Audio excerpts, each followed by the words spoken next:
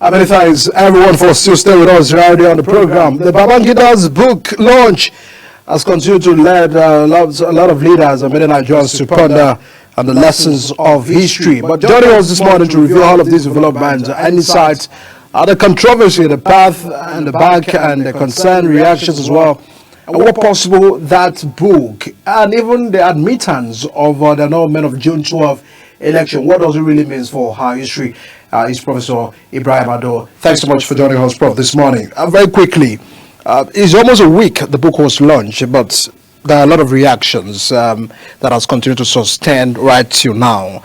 Many have said, was it a right thing, or was it at the right time, 32 years after, for Babangida to also accept and admit the fact that June 12 election, MKBila won the elections, admitting to those facts, and all of those things he has stated on his book. How do you feel about the presence of that launch as well? Well, I have my own personal feelings, and I want to go to the inside feeling of how the people are supposed to feel and react to such situations. But let me start from the people, or let me start from the book.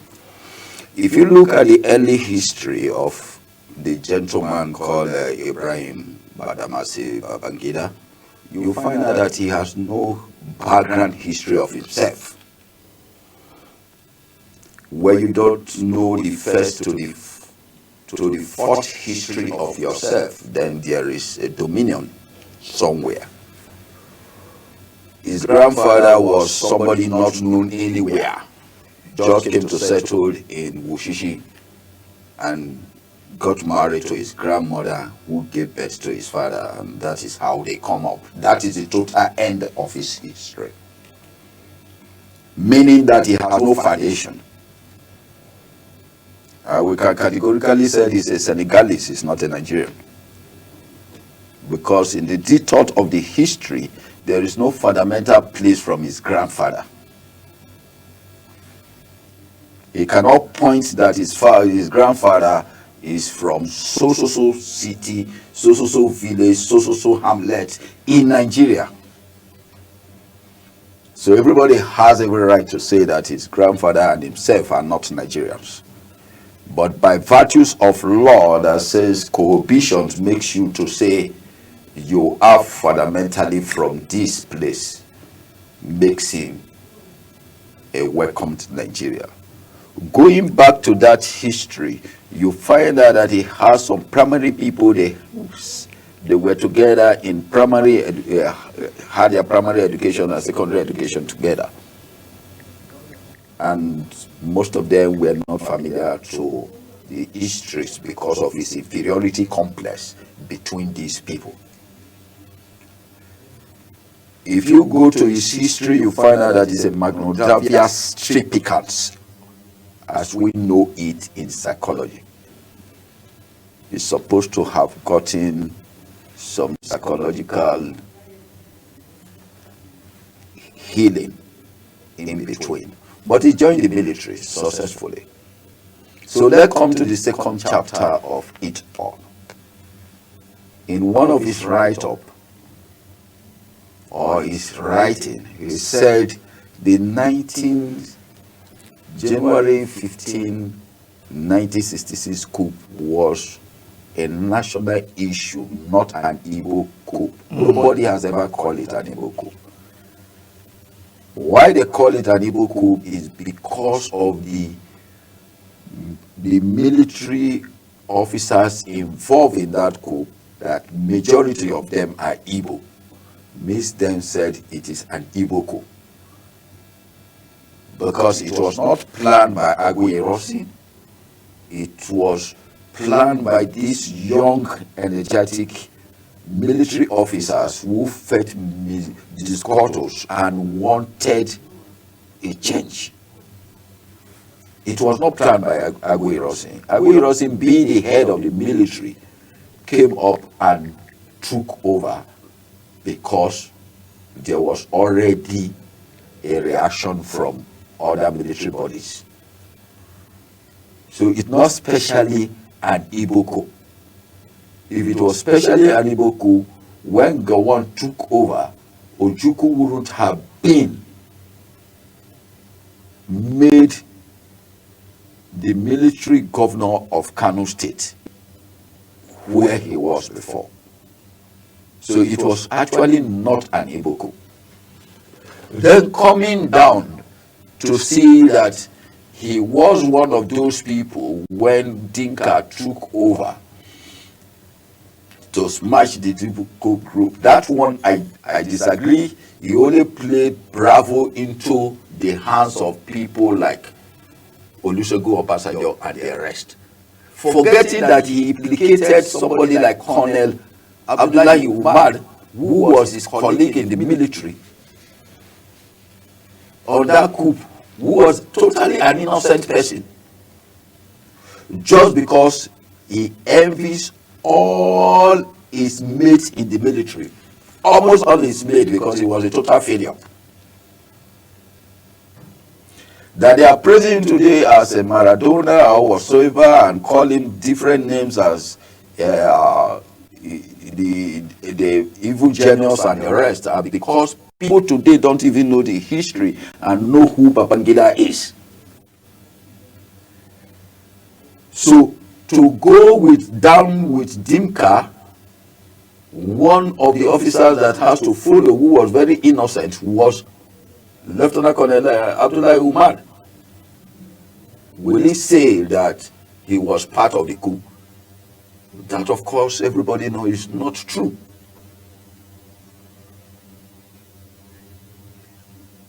On the coup of 1983, December, there was no fire, no gunfire anywhere between the Brigade of guiding Shagari and the coup plotters. There was nothing. There was no gunfire. There was nothing that happened in Aguda house.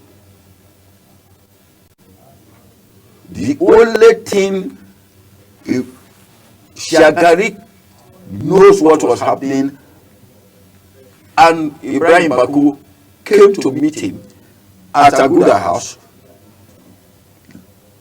Shagari dressed up, followed him. They were only going to the radio house in Gwagwalada to announce that Shagari has handed over to the military. The whole thing happens in Area 1. Augustus Oyogo, who was the platoon leader of the Brigade of Guard, did not shoot at Ibrahim Bako. It was the same Babangida, Aliu Gusho, and their cohort that signaled Tunde Ogbeha, who shot Ibrahim Bako. Tunde Ogbeha is alive. He should come and tell me that he was not the person that shot Ibrahim Bako. But who paid for the crime? Augustus Oyogo. Because he was a junior officer, he was voiceless, and that was all. So let's come back to the coup of Momavasa. He knows who Momavasa was. He knows that himself was not a standard to those people. From Musa Ibitiyon, what was crime of Musa Ibitiyon?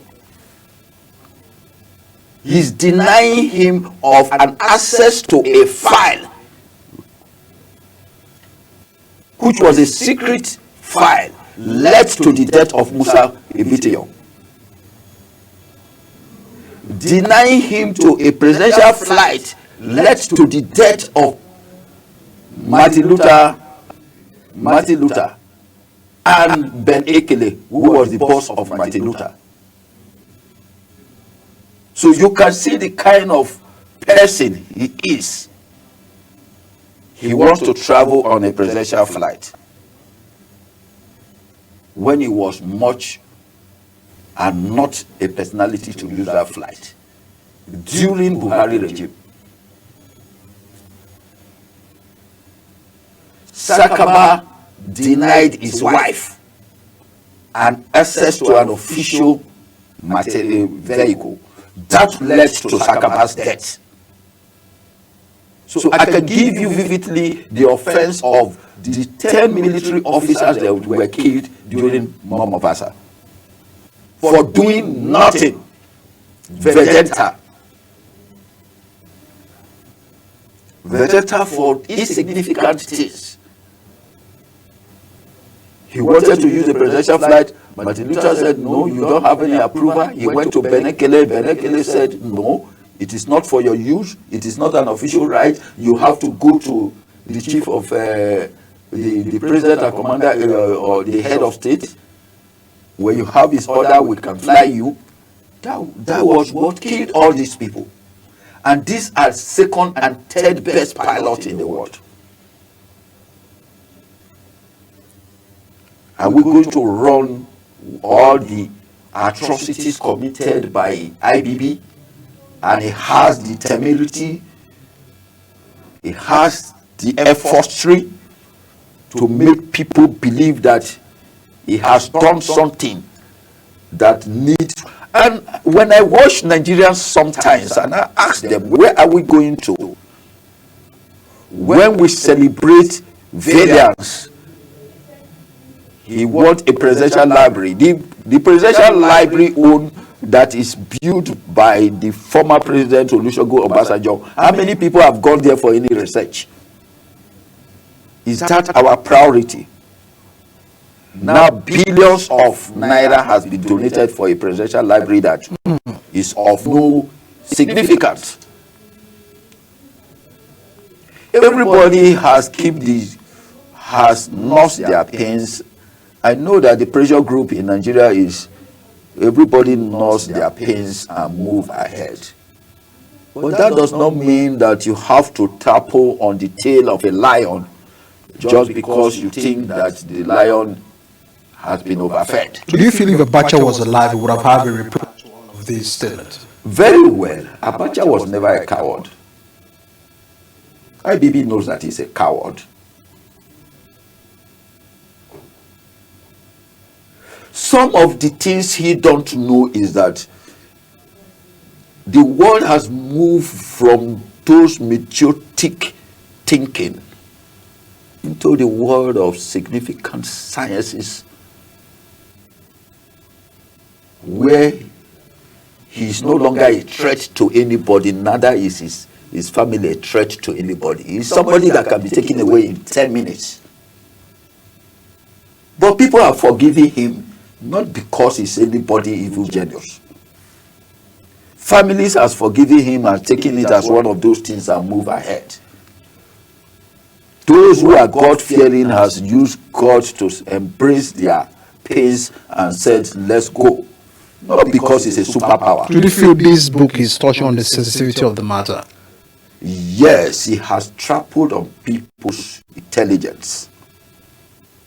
People who have never. So what would have you expected? What would have you expected on the book? Away from him coming out to admit all of this. He said, I take full responsibility for what may have happened under my watch. No, he has not apologized to the people. He's still playing on the people, telling the people that the people are biggest fools.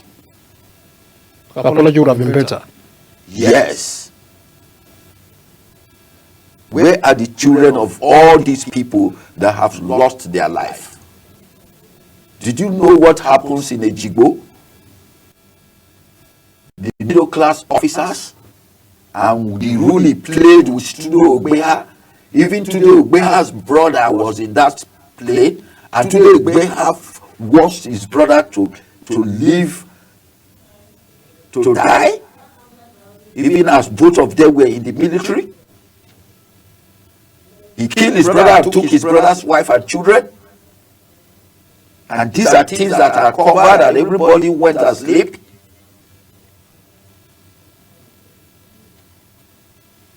So can you know the injuries that people don't even know all this before?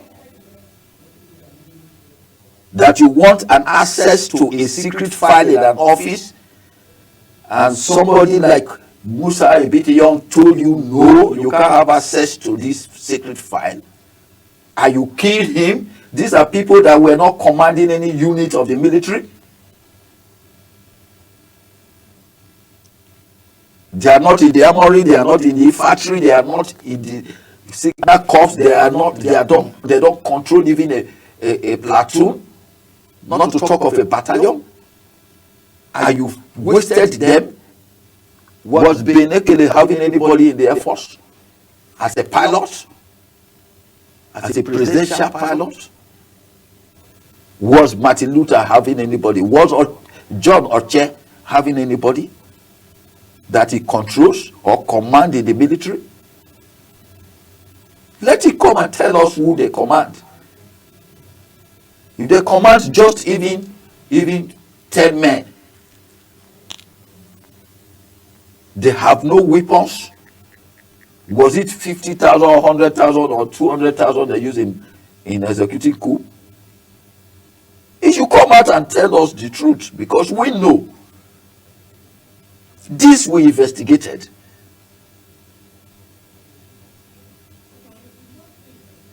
Just because you are denied an access to a flight, to a jet,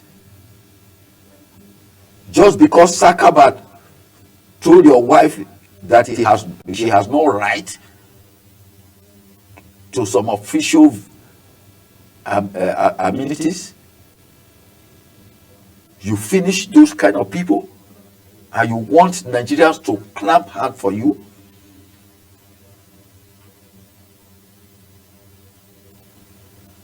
You are not June 12 and you are blaming it on Abacha? What has Abacha got to do with the annulment of June 12? Was he the one that appointed Professor Hofrewosu? And why must you wait for all these people to die before you bring your publications? Do you have issues with the timing for him to come to give his own account? Because everybody have account to whatever. Where is Joshua Nogoyaro? Where is Abacha? Where is Professor Hofrewosu? Do you feel if they were alive, they would have given their own account to? Very well. If Abiola is around, would Abiola say his own part of the story? Why did he even wait for Bashir Tofa to die? Why didn't he make the publication before Bashir Tofa? Do you feel that there were powers behind him? Because many have said it looks at what surrounded June 12 election was more than Babangida. Do you share that sentiment? No. Yes, where there were military influences surrounding that annulment. How have you seen somebody? Have you met somebody with self-aggrandizement before?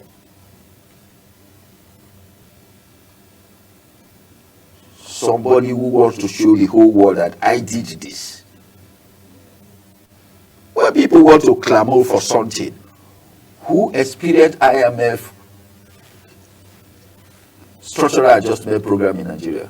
If you have experienced it, the People's Bank, what's all these community banks and all that, they clap hand for. Where did they lead us to?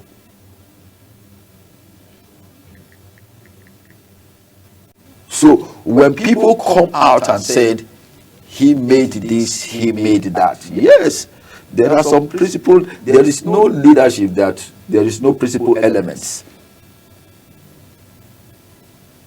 But when your negative elements are more than your positive elements, then you were not a leader.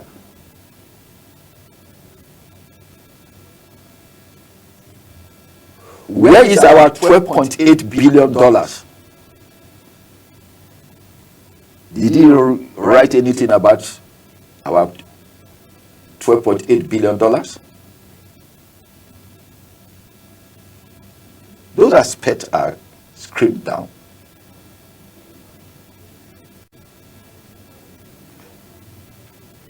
So there are a lot of things we have to talk of when we want to look at that book. It's a slap on every Nigerian's face.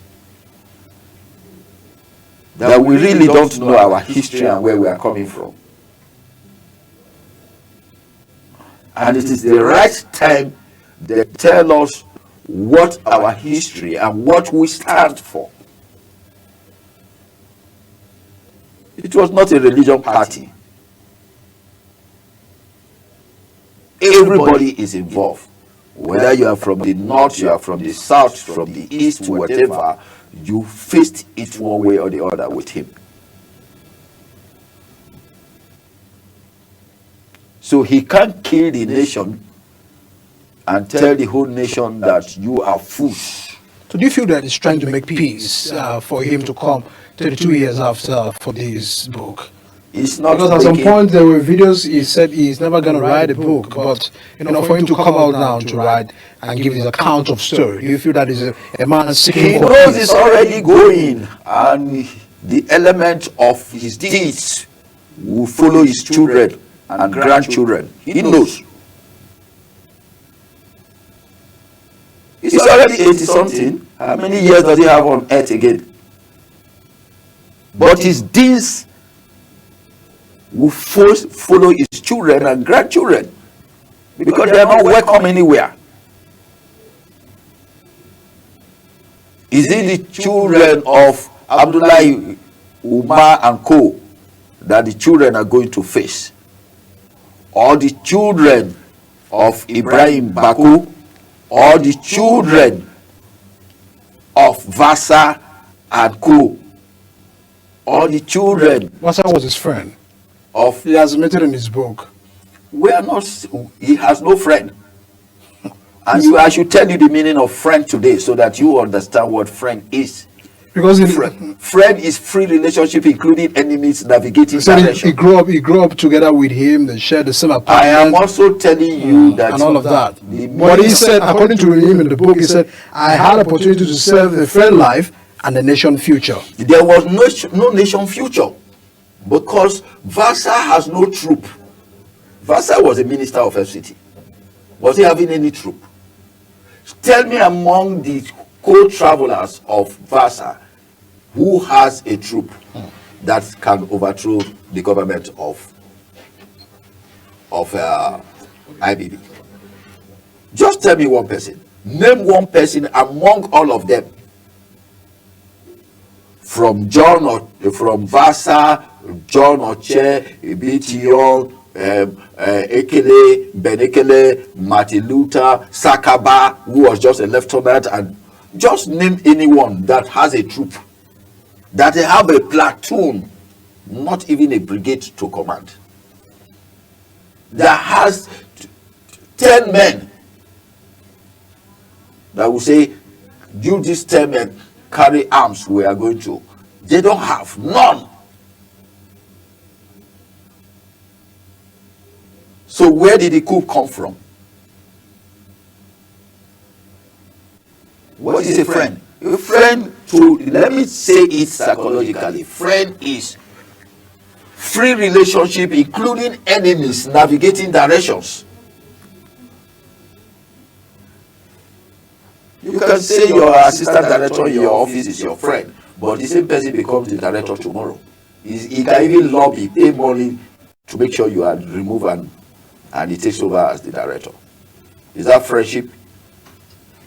So because people don't know the true reality and the meaning of friend, comes up and said, so person is my friend. When you are navigating directions. They were all in the military and everybody wants one executive fiat or the other. And he knows that he was less intelligent than all these people. In all his mates, he was the lowest intelligent person.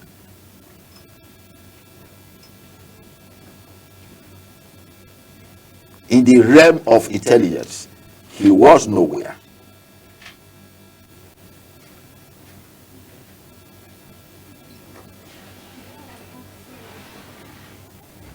All right, let me take you to the June 12th, the election. Do you feel that we are still having the impact of that annulment today? There is some things we have not corrected, and which baffled me most of the time. The effect of June 12th is because there was a party. And that is why the effect is still there.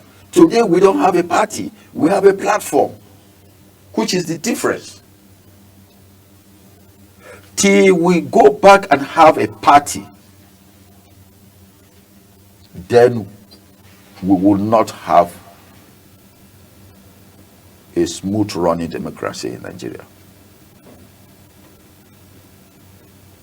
I've said it severally that what we have in Nigeria today is a platform, not a party. What happens from 1991 to 1993 was based on partyship. And that is why we have this effect till today. We have not been able to, after 30-something years, we have not been able to get it right. So we have to go back to form parties where everybody is inclusive and they choose their candidate as they want. Not an imposition of people by elements that felt that they are the authority that makes a man. These are the things that brings rascalism and the kind of system we are tolerating today. All right. Let me take you through the gathering of those leaders, past military head of state, former president, who were at the event. Even when jokingly the former vice president said, the current president, you were once a victim of IBB as your former tormentor, jokingly and passive. What really matters was how those persons who probably may have a misunderstanding one way or the other with the former military leader having to surrender again, meet again. Did that speak of unity, or people who are later moving ahead and leaving the history to go by and seeing how the country can continue to progress? How would you describe that gathering? Most of them there are beneficiary of crack and crook. There is what we call crack and throat on events. When I know that the subject of this,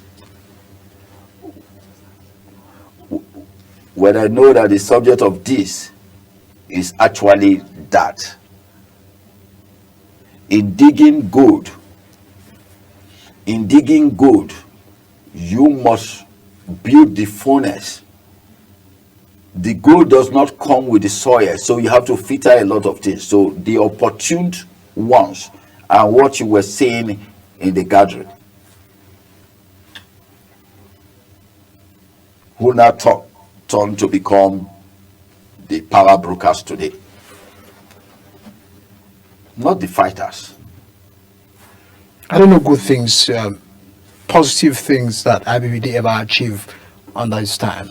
You can also tell me the positive things he has achieved. No, I have already said it here that there is no negativity without positivity. It will work. So I will not totally condemn everything he has done. From your opinion, but majority of all the things he has done are negative. To surpass. Yeah, in every statement of a human, you have the negative side of you and the positive side. But when your negative side, your negativities supersede your positivity, that is where the effect of the people comes in. Everybody comes in. Your character comes in. Your input comes in. Your maturity comes in. That is just it.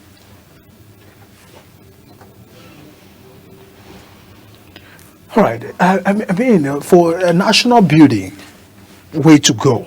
What do you feel this message can do, and how do we move on from here? Because many of the families are already reacting to the statement. Yes, I have told you that everybody has gone to sorrow for his pain. If the legal action can be taken, many are saying, can we take a legal action against IBB? I don't think if anybody comes to you and tell you that I confess I killed your dad, you are going to take the person lightly. No, yes. Are you going to take it lightly? If somebody come walk here and said, I confess I killed your dad. It's just that. Even Falana was also speaking to take a legal action against him, that he was detained and all of those struggles over the time. That is what I am saying. Will anybody comes and to the police station today and said that robbery that took place so time, I was the person involved? And you allow the person to go? Will somebody comes to the public today and said, I killed this, I killed that, and you allow the person to go? So is IBB case a different case? How many people have we tried for felony? How many people have we tried for this? There are evidences that these people were innocent, and you are coming to slap them on their face much longer. You are telling the nations that I took the whole nation for a ride, and I don't think there is any price I have to pay for it. That's what you feel about it. That is what he displayed. I took the whole nation for a ride, and there is nothing anybody can do about it. So you don't count this as an act of courage to come out to give his account of what When happened? has a valiant become a courageous person? Why do we celebrate valiants as heroes? Did you look at IBB as somebody that is heroic? So I should go and give him an award for being a valiant, for being a coward, for being immature? Is that what anybody is going to tell me?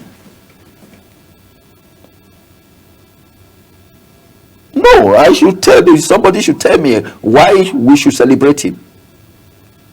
Why did he want Nigeria to celebrate him? He has not even written in the book about our 12.8 billion. Where is the oil windfall money?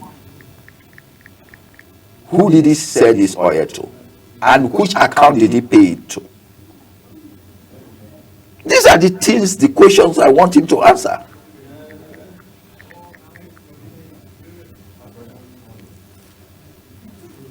So the history of Nigeria for us and for every other person should not be distorted.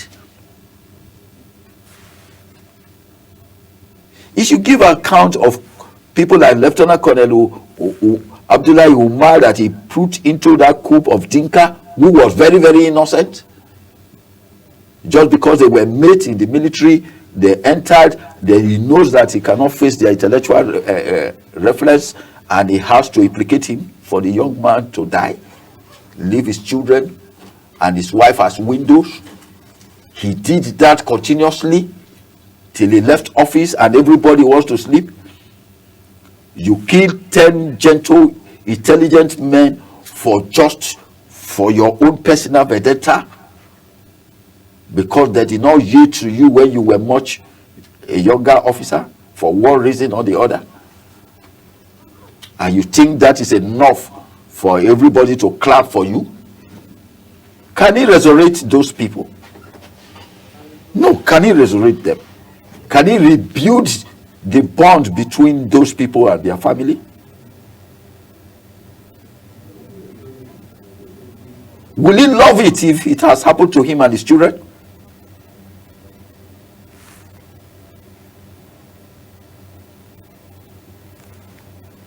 At least what is good for the gays will also be good for the genders. All right, Prof. It's really a lot of concern. Many persons are really having to speak, but all we're really having a concern is what this means for our history, what this means for Nigeria's history, what this means for us as a nation. It means a lot of us because it's time for cleansing. They are telling us that the way we are going is not going to save Nigeria. Two things. We go back to the tables, bring out a plan that encompasses everybody. If we are not doing that, then I think it will get to a time when blood will be spilled to cleanse Nigeria. We may not need blood again in Nigeria. But you can never tell because of the way things are going. Do you feel any honor can be done to MK Abiola again after this confirmation? I don't think MK Abiola needs honor. He has paid the price. Anybody who is giving any honor to Abiola is just paying lip service. Because I can tell you the people who actually truly, loyally fought for June 12th, not the people who are becoming self-acclaimed agitators. I can name them. Not these people who are self-acclaimed. And I can also name the betrayers who are today celebrating that they fought for June 12th.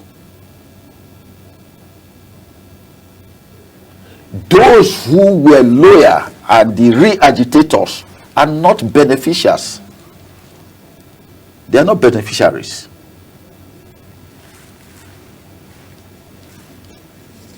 They are not beneficiaries today. They are not even known. But those who betrayed but standing aloof as the agitators are the ones who are benefiting from it today.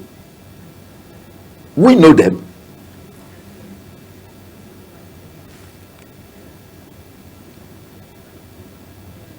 So, moving forward is to address the crisis, manage the crisis, nip them to the bud, have a conflict resolution that will bind every fabrics of this country together. Or else, a lot will happen. And we don't want that lot to happen. Because even the security agencies don't even know what is called crisis management and conflict resolution and internal peace agreements. They have never done it yet. They have not even finished about mediation. So, when are you going to heal people from these pains that they have gone through? When at the time they are relaxing the memories of their pains, you ignite it, and those who ignite it, you celebrate them by donating billions because you were a partaker of the fraudulent acts. If not, where will you donate billions to it? You donated billions, you donated multi-millions because you were a partaker of that fraudulent act.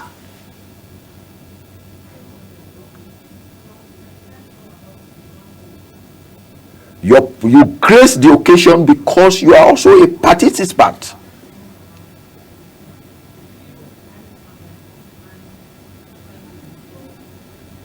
You are a perpetrator, whether healing or what or whatever. Do you feel those are calling for compensation? Again, because even the Ibb'S, Chodanese has actually spoken, asking for the compensation about what destroyed the coup, that led to the destructions of the Ibb'S. No, that is a fundamental error. Fundamental error because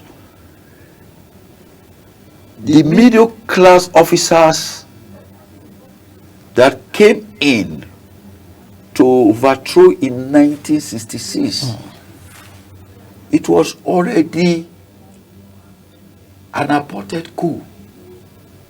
The weakness of Aguiyi in not trying them brought the issue of it was an Igbo coup. If they were treated as coup plotters, it will have not rigmarole into what it becomes. But Aguiyi took it as, if not for these young men, I would not have become the head of state. Significantly, most of them are from my own extraction. That is what spoiled the game. It's just like somebody coming to tell you that you are a police officer and they said your son has stolen, and you decided to conceal your son. But if it was another person, you would have thrown the person to prison. That's what happened.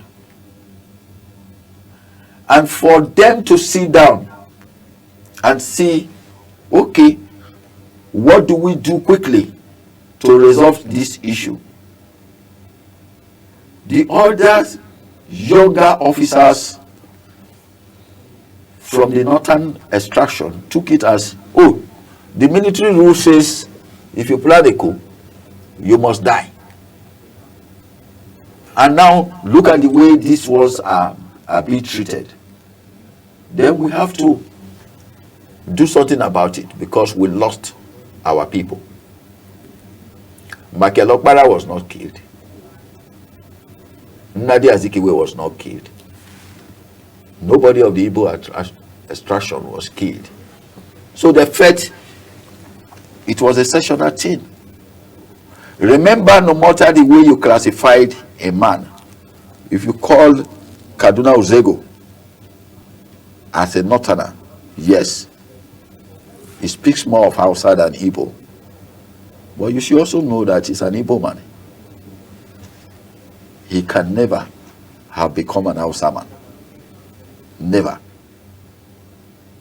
So, on a power of positive thinking, you should also know that no matter how you bring an ethic man in your house, he will still go back and remain an ethic man. So that is what happened. So when you use the power of positive thinking, you will know, you will say, okay, we brought him up, he stayed with us.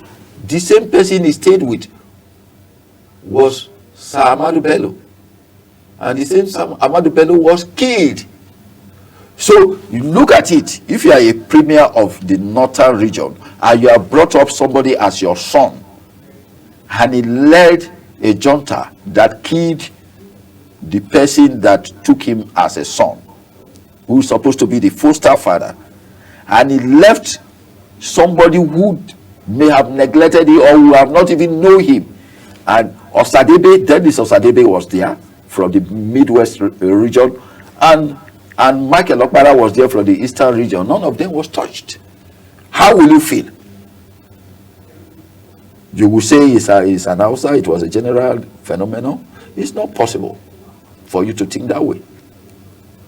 So let's be very, very truthful to our stand on such issues. Anybody will react that way. Anybody will react that way. We have built him up, now he knows his home. There's a lot of children you bring up, train them to a level, because you are not biological theirs. They neglect you, and you have no say.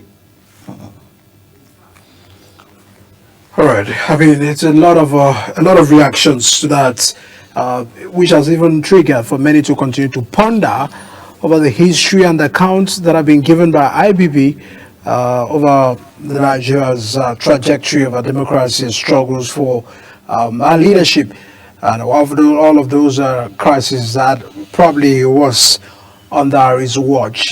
His full admittance to whatever might have transpired, that he has taken full responsibility of all of that, has not sat down well with a whole lot. We'll continue to gather those reactions and knowing fully the feedbacks, what regions perceive about all of those matters. Thanks so much to Professor Ibrahim for sharing all of those historical facts and background. All of that, opinions, and of course, account of Prof as well of the Nigeria's history. Thanks so much for joining us on the show.